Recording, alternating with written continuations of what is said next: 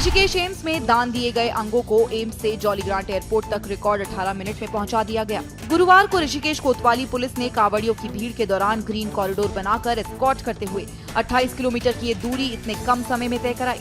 अंगों को समय से दिल्ली और चंडीगढ़ पीजीआई पहुंचाने के लिए जॉलीग्रांट एयरपोर्ट पर जल्द से जल्द पहुंचाना जरूरी था। अफसरों के मुताबिक उत्तराखंड में पहली बार ऐसा हुआ है कि आपातकाल सेवा के लिए 28 किलोमीटर की दूरी 18 मिनट में तय की गई।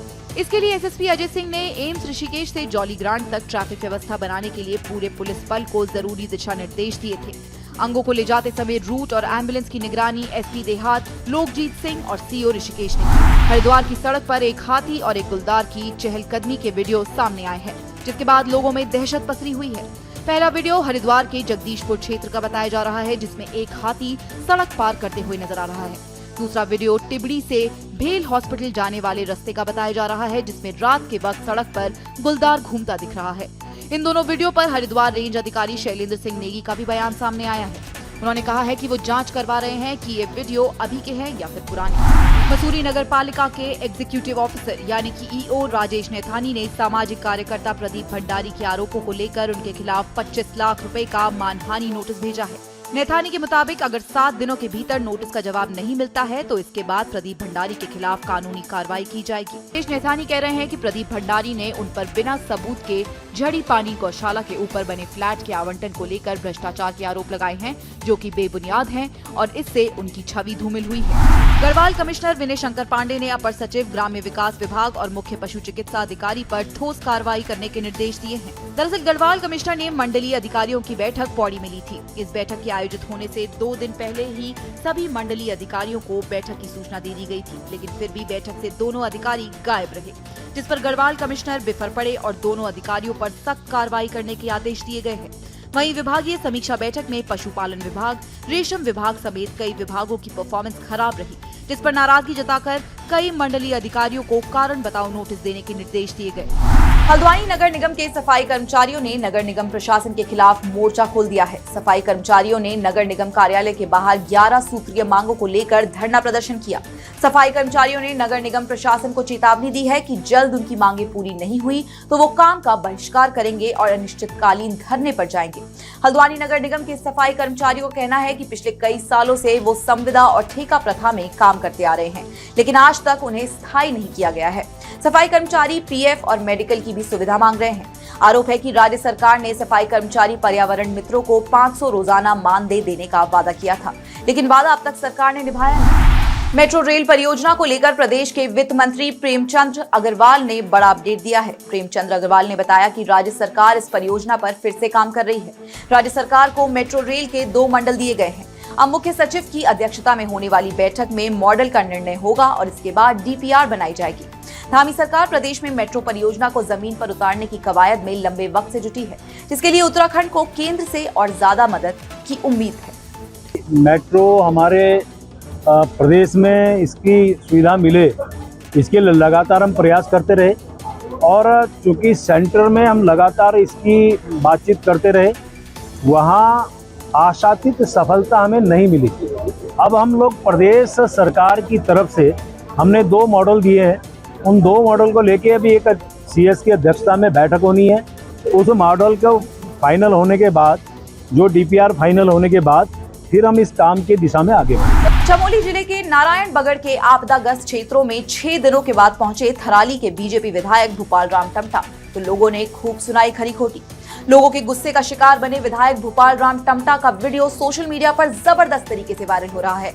नारायणबगड़ विकास खंड के पंती क्षेत्र में भारी बारिश से आपदा आई, भारी नुकसान हुआ और लोग तकलीफों में रहे। 6 दिनों बाद विधायक भूपाल राम टमटा लोगों की सुध लेने पहुंचे। इससे आपदा प्रभावित लोग भड़क गए और उन्होंने बीजेपी विधायक भूपाल राम टमटा को खूब खरी खोटी सुनाई।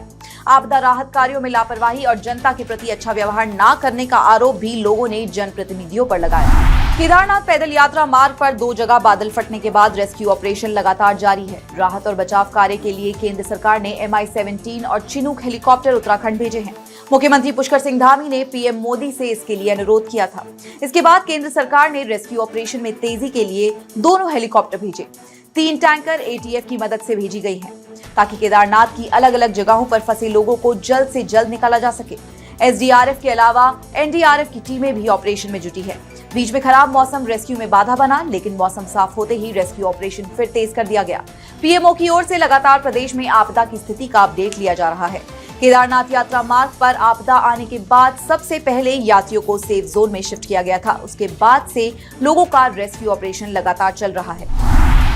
प्रदेश में आई आपदा को लेकर सीएम धामी ने ताजा जानकारियां देते हुए बताया कि केंद्र सरकार की मदद से चलाए जा रहे रेस्क्यू ऑपरेशन के जरिए अभी तक 5000 से ज्यादा लोगों को बचाकर सुरक्षित जगहों पर पहुंचाया जा चुका है।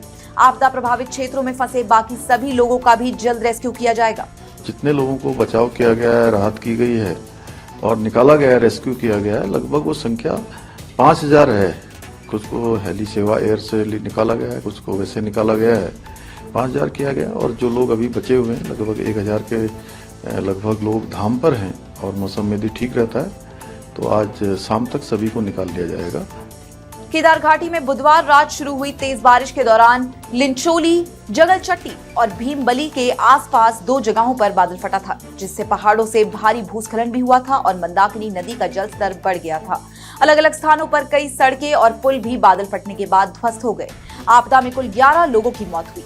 सीएम धामी ने कहा है कि आपदा से निपटने के लिए सरकार हर संभव कदम उठा रही है।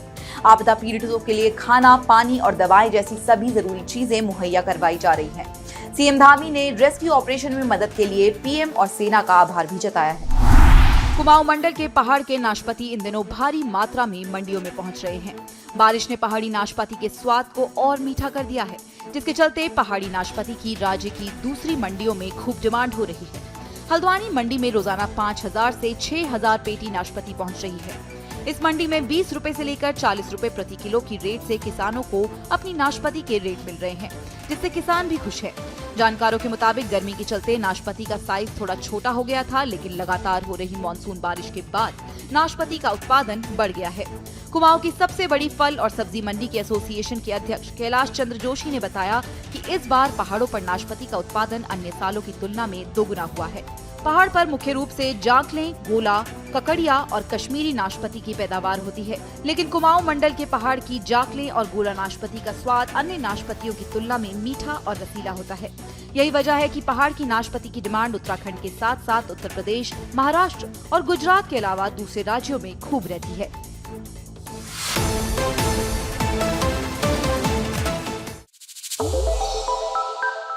श्रेष्ठ उत्तराखंड पर खबरों से जुड़े रहने के लिए चैनल को सब्सक्राइब और लाइक करें, बेल आइकन दबाएं और देखते रहें श्रेष्ठ उत्तराखंड।